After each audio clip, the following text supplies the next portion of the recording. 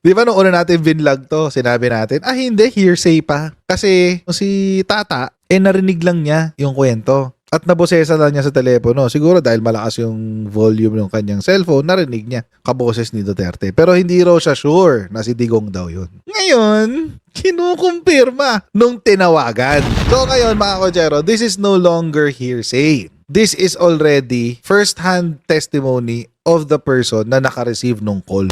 Pinatotohanan niya na yung kausap niya doon ay si Digonggong.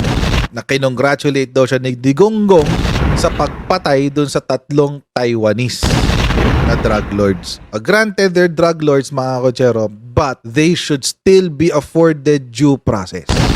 Dahil yun po ang batas natin sa Pilipinas. Kahit Taiwanese sila mga kochero, they still have their basic human right. The most important of which is life. Pinatay sila sa loob ng detention.